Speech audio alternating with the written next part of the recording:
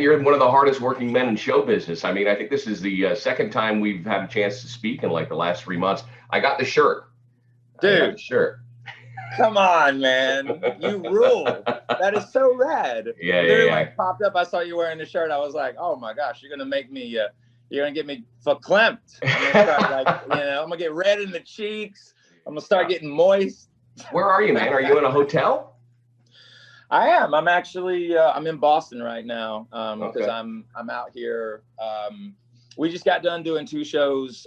We did Chicago with Smith and Myers, me and Zach, and we just did Columbus, Ohio, which Columbus was 800 cars, 4 people a car, because we're doing drive-ins right now. It was pretty extraordinary. It's pretty wild to see it like that, but we're being super, super diligent, being very, very safe. We go through a massive checklist with these drive-in shows because the county has to, the county has to sign off on it. The mayor of the city has to sign off on it. Wow. The governor of the state has to sign off on it. We have to make sure that we're in contact with the chief of police, the health department. There's a lot that goes into putting these shows on, but I've the last 75 days, actually now long, like the last 90 days, I've been on 25 planes, and I think I've gone to 14 different cities. I have been in Charleston working on Shinedown #7 with Eric.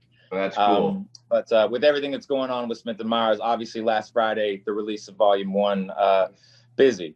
Well, congratulations on the release. And of course, Volume 2 is on the way here at the end of the month. Yeah. 23rd of October. Yeah, and the money raised with Atlas Falls. Tell me a little bit about the campaign and how that worked for you. You're still continuing to raise money with Atlas Falls, yeah? Yeah, so that shirt you're wearing right there is a huge part of that. Back in March when everybody was in disarray, if you will, we found out about an organization called Direct Relief. We've since, now 8 months in, we partnered with them, created that shirt, took Atlas Falls out of a vault, which was a song that no one had ever heard. Yeah. We did that to put out something into the world, a showing of optimism and strength, and to give people confidence. But 100% of the proceeds of the shirt goes to Direct Relief. And if people don't know what Direct Relief is, they're the Calvary. Yeah. They work with all 50 states, and they also work with over 100 countries. They're handling a lot of wildfires right now in California. They're also in Ecuador right now, dealing with a lot of issues that are going on there. Obviously, still with the pandemic here, they have a massive presence when it comes to that. But if people don't know, their main objective is to, during times of crisis, making sure that the medical community, the scientific community, these men and women have the resources that they need on the ground to save as many lives as possible. So whether it's a pandemic, poverty, a natural disaster, that's when Direct Relief steps in. And you guys are what, at $300,000 for that? Maybe a little more than 300,000? A little over $250,000, right? To date, we've raised, I think we're over the $500,000 mark. I just sent the first installment check. The band had already, back in March, given $20,000 to kind of start the campaign up with Atlas. Yeah. So there was $20,000 there. I just sent a check in, the first installment, for $230,000. The next installment happens in December. But people like yourself who supported the song and the shirt and the organization and just the fan base from a global standpoint, because they are a global company. We've been able to raise over $500,000. You can also go to directrelief.org. You can donate $5, $10. You don't have to donate anything, but you can kind of educate yourself as into who Direct Relief is. Because they're extremely important. They're one of the only charities that give you a running tally on their front page of how much, like where those dollars are going and what countries are getting what and what's being sent. So they show you exactly where that money is going. But as of right now, we've raised over $500,000 and counting. Very cool. Well, congratulations on all that. Talking about the Smith and Myers project, Brent, I know you're a big supporter of the military. I do know of a few Midwestern radio stations refusing to play Not Mad Enough because they feel it's an anti-police song or it's an anti-Trump song. What would you say to them? I'm just curious. Well, to be honest with you, that's the first I've heard of that. But I would say that the reality of so for your listeners, I have to kind of be very open about the song, because the song is about right and wrong, ultimately. When the pandemic hit in March, we were in the midst of writing both volumes, doing the cover songs that we had chosen, the reimagining of that, and then for the first time ever doing 10 original songs as Smith and Myers. And so that all got halted. We were 17 songs done. And then in March, when we found out about the pandemic, I made sure, because we were in California, I made sure that Zach got home to his family. Our producer, Dave Bassett, went to Hawaii, was only supposed to be there for 5 days, and got quarantined there for 16 weeks. I sheltered in place in California for 19 weeks, waiting on Dave to get back, because we had 3 original songs left to write for the project. By the time he got back, we took that first week and kind of reviewed where we left off. And then I remember at the end of that week, I went back to my hotel that I was quarantined in for 19 weeks. And I never turned the TV on, 20 years of touring, but for whatever reason I did. And that night, I, like the rest of the world, I watched what happened to George Floyd. And I had the wind knocked out of me, and along with everybody else in the world. And I wrote the words, and I wrote the song Not Mad Enough that evening. I had no choice. The song really kind of came to me in a flood. Yeah. And, I think it's important for people to understand something. In a lot of ways, I wish the song had never been written, because I wish the man was still alive. Right. And I wish that he was with his daughter. And I know that right now people are on such a heightened level of a divide, between us as a country, what we're dealing with this pandemic. But I'm here to tell you something, and this is my opinion. It should never matter whether you're a man or a woman, whether you're younger, whether you're older. The color of your skin, that's irrelevant. Your religion, that's your business. Look, I would tell people that what we're trying to do here is expose conversations that aren't happening. If you're like me, when people scream at me, I stop listening. I don't listen when you're yelling at me. Right. And that was part of what we wanted to do with Not Mad Enough, because of the message inside of that song. We weren't trying to scream at the audience. We weren't trying to shove this down your throat. You know what I mean? We're making a statement about humanity. And we're also making a statement about, we've got to be able to calm down enough to be able to have constructive conversations, but then actually take those conversations and create real action and move forward, because that's the only way we're going to have a future together. And it's not impossible, and we can get through this. But look, I knew that certain people were going to have issues, maybe because they weren't educated about the song and what the song is really saying. It's justifying our race. And when I mean our race, I'm talking about every race. The human race. The human race, man. It's about, being a human being, for Christ's sakes, and the side of it too is it should never be about red states and blue states, man. It's supposed to be about the United States. And that's something that's getting lost. And it says it on the front page of the Constitution. It's the biggest print on the front of the Constitution. We the people. We put these people in office to represent us, but they're not God. You know what I mean? You have to start listening. You have to start educating yourself. And the other side of it too, man, to watch what certain, media groups are doing, especially social media. If you unplug from that for a moment and go out in the real world, people aren't trying to start fights with each other. They're trying to help each other. I've been to, like I was just saying, I've been to, in the last 75 days, 90 days, I've been to 14, 15 different cities, and I'm very alert. I'm very open-minded, and I'm watching. People are trying to help each other. They're not trying to start fights. They're not trying to put people in a corner. You know, people are trying to lift each other up. They're trying to do what they can for their fellow neighbors and what have you. And once again, I've often said this, and I mean it.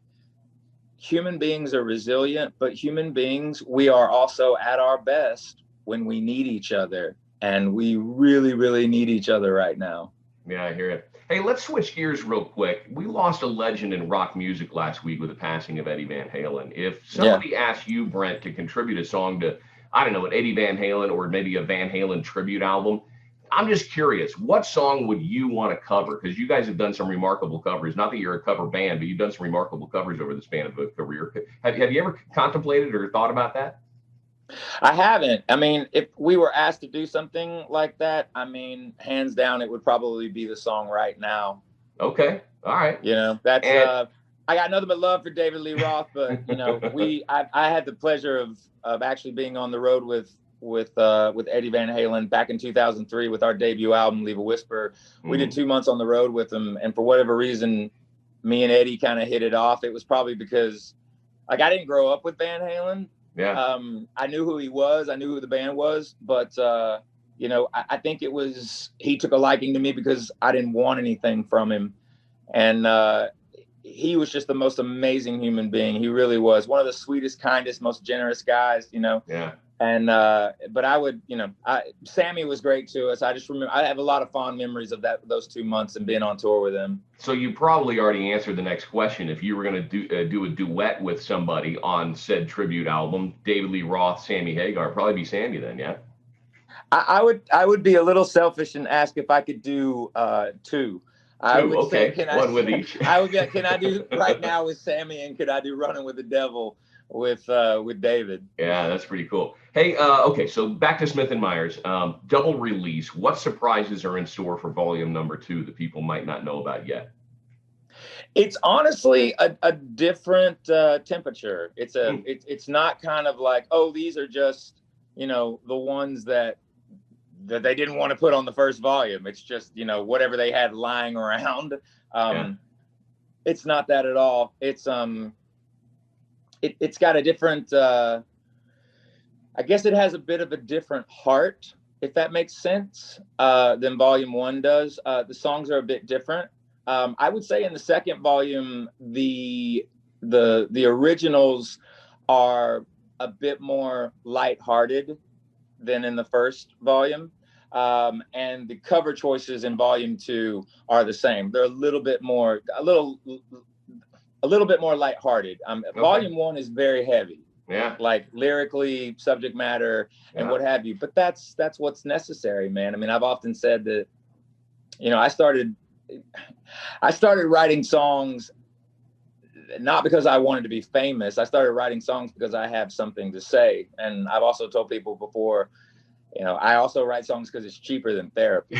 Yeah, no so doubt. That, you know, it's I try to find the positive, you know, and the good naturedness in it. But yeah, volume 2 is a little bit more lighthearted. Okay. Are there any songs that you've put together with Smith and Myers as that project that you wouldn't necessarily feel comfortable doing as Shinedown?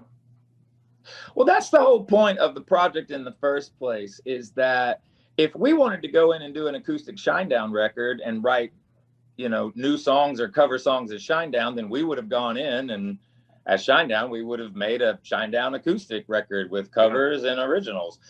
That's not what this is. Why would you do a carbon copy of the band you're already in? Mm-hmm. And people are starting to really understand it now that it's out, and they can hear,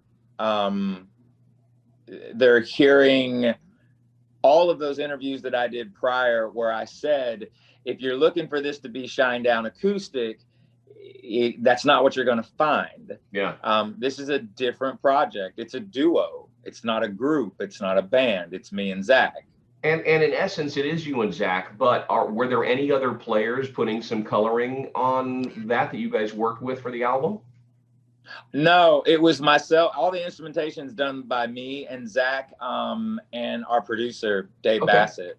Okay. The other side of that too, is it is very much at its core. There's not a lot of extra instrumentation in this. A lot of the songs are just one instrument, whether it be piano or guitar, and a vocal. There's a couple of things that have some rhythm underneath it, and a couple of sprinkles, if you will, of some other sounds, some other instrumentation, but not a lot. Okay. Also, the project was, recorded by our videographer Sanjay, the entire process. So the Oh, time that we cool. were there was a camera rolling Yeah. at all times. So there's going to be a lot of content that's getting ready to come out for people. We're going to kind of push the curtain back, if you know what I mean, and we're going to Yeah. let people into the actual writing process and how we put all this together. Very cool. I've got to say, Brent, having known you for the past, more than a decade, almost 20 years now since the first album came out, you look and sound better today, I think. And I've actually gone back and watched some of the videos from 10, 15 years ago, through Yeah. sobriety and everything else. Are there Yeah. songs that were early Shinedown songs that are harder to perform today than when you wrote it, or because of your health and your sobriety and everything else, is the catalog relatively still easy for you to hit? I can first of all tell you, I have no choice but to be at a certain level physically Yeah. to do all of the Shinedown songs. When I walk into a studio and it's time to do the vocals, my guys have joked with me over the years. They're like, "You love to just bring a shovel to vocal day." So you're just digging yourself a hole, man. You're gonna have to do this song You're gonna 18 do this million every night, times. dude. Yeah. The thing about that is to be totally honest with you, it's never been easy. Yeah. And if it was easy, I wouldn't do it. I think that there's a reason why, like, it's one of the reasons why I am massively nervous when the lights go down and Yeah. before the curtain drops.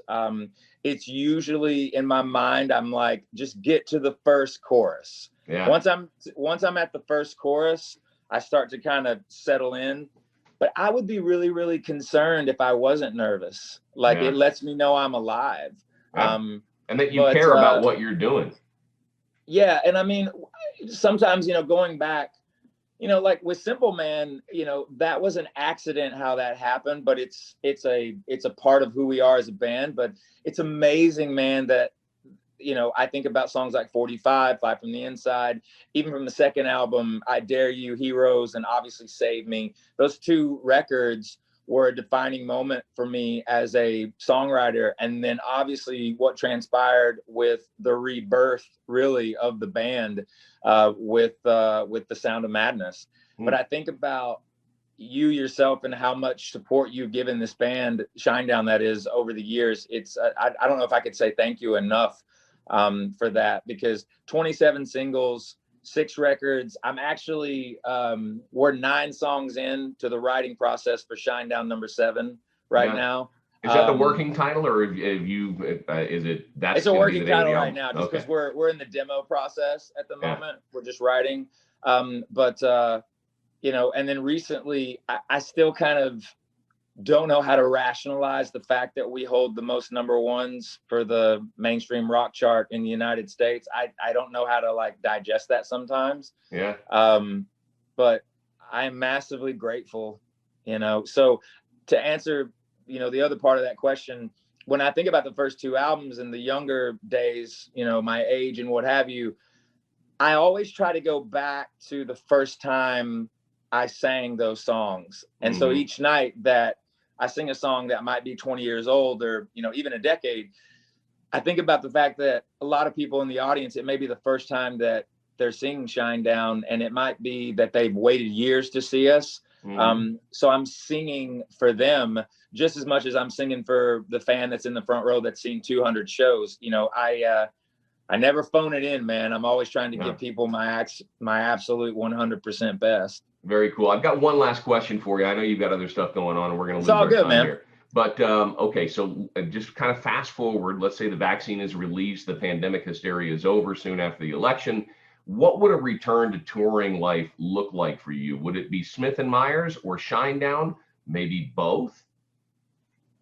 So that is a extremely broad question, and I appreciate the question. With the relationship that we have now with Direct Relief, that has afforded us the ability to talk to a lot of medical professionals that are dealing with this pandemic and have been dealing with it from day one. The consensus is this, from the scientific community and the medical community. And these are, I'm not a doctor or a scientist, but this is coming from doctors, and I feel very, very honored. I've actually been able to meet these individuals. Yeah. They all have the same comment when it comes to how do we get on the other side of this? Right. All pandemics have one thing in common, and that is they all ended. The reality of that, though, is you don't eradicate a virus. You have to become immune to it by either getting it and developing the antibodies to fight it off, or you're inoculated. So when you talk about a vaccine, 70% of the planet, not just North America, 70% of the planet has to take it. And then from that, it takes another gradual amount of time. It can be 6 months, it could be a year. It really does depend on once the vaccine is available and they know that it's proper, that people actually will take it. Upon that, what I think you will see is eventually it will run out of people to infect, because people will just be, over time, we will become herd immune. Right. I think that when you talk about venue size and you talk about audiences, anything that's 10,000 people and more, I think that you may be able to possibly see some states and some countries by July of next year opening it up. I don't know about full capacity, but possibly 75%. So you may have an arena that holds 18,000 and they do 10,000. Right. You may see a stadium that holds 80,000 do 60,000, 45,000. I think that you will see a change in the way that shows and sporting events, any kind of like mass gatherings where it's for entertainment, doors will be earlier. I think the days of like 4 bands is kind of done for a while. I think you're probably going to be looking at max maybe 3 bands, because you're going to need to add an extra hour and a half, especially if it's sold out. You're going to have different exit areas and entrance areas. You're going to see, I've already started to see them actually. There are these kind of real slender new temperature gauges where they're super fast.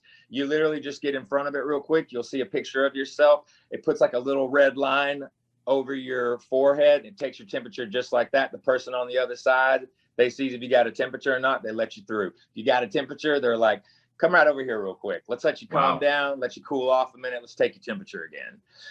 Those kind of things. You're going to see that as a new normal, but I don't want people to like jump back from the term new normal. Look, having better standards of sanitation is not a bad thing. Not bad. It's not bad. You know what I mean? I don't like comparing this though to 9/11. A lot of people are doing that. It's different. Completely. This is different than that. People have already been very, very patient. I think that, if you really wanted to see a real poll, not a political poll, but a real poll as to if people feel afraid to be around each other in mass gatherings, with a lot of people, Live Nation, which is one of the biggest conglomerates for live music on the planet, not just in North America, they gave everybody this year, every tour that they were doing, they gave people the option of we will either refund your ticket at 100%, or you can hold on to your ticket for what we will reschedule next year. 89% of ticket holders held their tickets. Yeah. I mean, there you go. It is essential, and I know no pun intended, it is essential that we are able to be around each other again. Human beings were not meant to be apart like this. But the fact of the matter is we're learning about how to handle this, and we're learning about, I'm hoping, how when another pandemic arrives, because it will happen, that we know what to do because of this, and we don't have to go through this again. Yeah, no doubt. And, I think that more than anything, people need to understand something. If you've noticed a lot of musicians being, mum, if you've noticed a lot of celebrities being, it's because they don't have an answer. It's not because they don't care. It's just they don't have an answer. They don't know when shows are going to be able to come back again. Yeah. And, they don't want to give people misinformation. But I can tell you this, it will come back. Will it come back in a speedy existence? I don't have the answer to that. The number one priority is always going to be the audience's safety. When we do these drive-in shows, we've had no issues, but it takes a lot of work to put these shows on, because a lot of people have to check the boxes on everything. But man, dude, the people that are coming to these shows, they're not trying to rock the boat. They're being as compliant as possible. They're being cordial. They're being just appreciative to be able to come out and see live music. We will get it back, and it will come back to where we're together again. Is it going to happen overnight? No. Is it going to happen by next year around the summertime? I do believe in some areas of the world it will. But a full recovery, I don't know. I don't want to be the guy that says, yeah, it'll be back to 100% normal in 2022. The issue with that is if we don't figure out economically what to do pretty quickly here, we're going to have double the poverty rate by June of 2021 if we don't figure out what to do here in regards to economics. Yeah. Well, fingers crossed that we get to see you back out on the road in a much more normal capacity sooner than later. I mean, the drive-in thing sounds awesome. If you guys decide to take that across the country, we have a drive-in theater right here in town. So love to see. Hey man, right like now we're looking to do it where we can. It is getting colder because we're moving into November, so it's a little tougher to do it in some locations. Yeah. But just know that we're working really, really hard with everybody, in North America and abroad, to make sure that we can get back to people being together again, and it will happen. Yeah. But the fan base with us, their health and safety is our number one priority. We're never going to put people in a situation that's detrimental. We're not going to do that. Well, Brent, I appreciate the time again this morning, and best of luck with everything. Can't wait to hear Volume 2. We love you out here on the West Coast, and I hope love to see you right soon, back. man. All right, brother. Thanks By for the time way, today. Thanks so much for all the support with everything. I can't, there are not enough thank yous in the day, man. And to the city and everybody, just we adore you. Stay focused, stay healthy, take care of one another, and we'll see you sooner than later. All right. Sounds good, man.